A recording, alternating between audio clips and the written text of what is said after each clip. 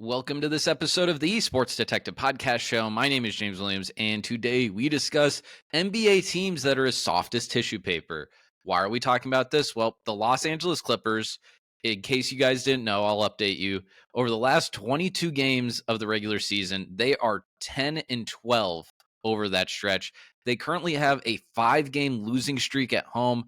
I understand Russell Westbrook missed 12 games of that stretch. I understand Kawhi missed a few games from that stretch, but that isn't any reason that this team should be going 10 and 12. Now, you might be saying at home, watching me right now, thinking like, well, wait a second.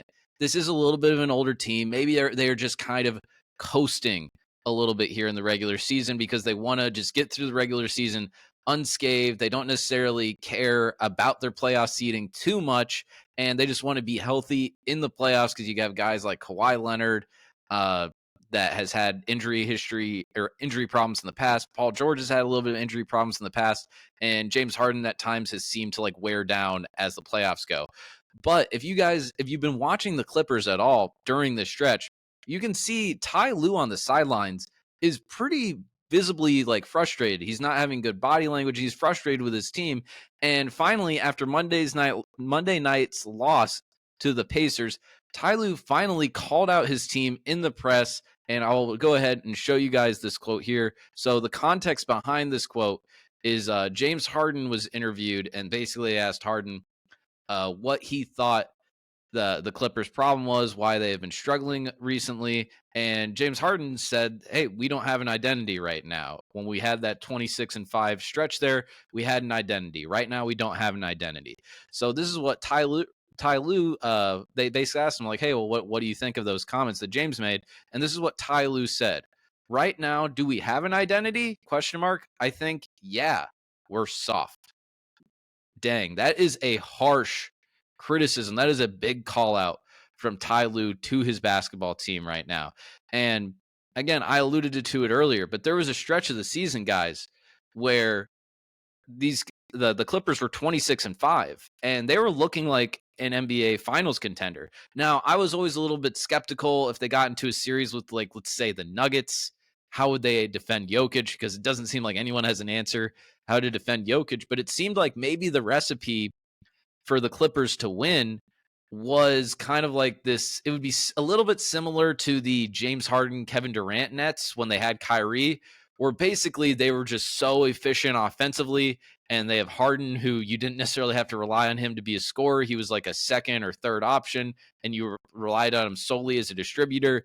You had Kawhi for the Clippers. Now it was like you had Kawhi Leonard, who could be your crunch time scorer, could get you a bucket whenever you wanted. Can also be an awesome defender. Same thing with Paul George. You would he was getting so many open shots with James Harden, and then you had Russell Westbrook, who was the leading candidate for Sixth Man of the Year coming off the bench. You have guys like Norm Powell, Ivica Zubac, Terrence Mann. You had what you seemed like a pretty big or a deep, versatile team. And it's kind of like this weird question you have to ask with the Clippers now, because I did an interview with a person that does a Clippers podcast, late November, and they were kind of concerned because if you looked at right when after the James Harden trade the Clippers struggled a little bit at first, and then we kind of I looked like an idiot after doing that interview because I was a little bit critical of the Clippers, and then all of a sudden that December 1st, February 5th stretch that we're talking about, that 31 game stretch, they go 26-5, they look like a finals contender, and I was like, hey, I guess we were wrong, and they figured it out. But then over this last stretch, they've been reverting back to that team that at the beginning of the season when they first got Harden. Their defensive efficiency is 26th in the NBA since the All-Star break. They have been terrible. All the Clippers people, all the Clippers fans are starting to really panic right now. And this is where you kind of have to sit back and think a little bit about this Clippers era that we've had here since Kawhi has joined the Clippers. So let's just go back through the years. So 1920, they get to the second round. They blow the 3-1 lead to Denver in the bubble. All right. 2021, they make it to the Western Conference Finals, but Kawhi Leonard tears his ACL, so they get knocked down the West Finals that year to the Suns. Then 21-22, Kawhi Leonard's out the entire season. They missed the playoffs that year. I believe they were in the play-in game, though. Last year, 22-23, they are going up against the 4-5 matchup against the Suns. It actually looks like it might be like a 6-7 game series at the beginning. Then Kawhi gets hurt. He gets knocked out. And then now we have this season. And this is year 5 with the Clippers where they're paying Paul George, Kawhi Leonard all this money. They gave up all of this stuff for Paul George, including Shai Gilgeous-Alexander, who is going to be top 2 or 3 in the NBA for NBA MVP. And you also have this dilemma here, too, if you're the Clippers. You have Kawhi Leonard, who's 32, going to turn 33 sometime this year. You have Paul George, who's 33, going to turn 34 sometime in the playoffs.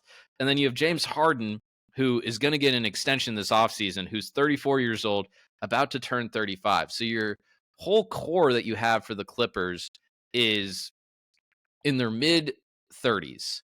And that's typically when we start seeing the basketball players go down. And sometimes with players, it can be a really harsh fall. To make matters worse for the Los Angeles Clippers here, too, Kawhi Leonard is locked up for the next 3 years after this season. James Harden still needs an extension.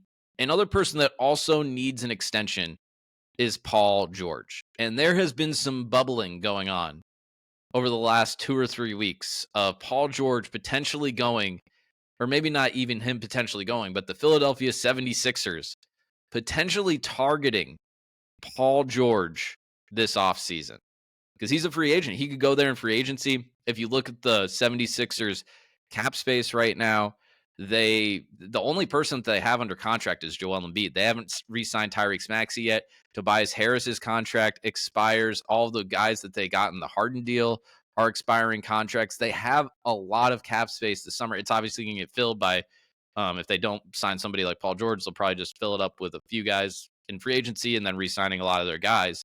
But Paul George could legitimately leave. And especially if this thing flames out and Paul George might just sit around like, do I really want to try this thing here again? Or I could go play with the guy that's a legitimate league MVP in Joel Embiid, and they have this young running mate in Tyrese Maxey who will stay on the team.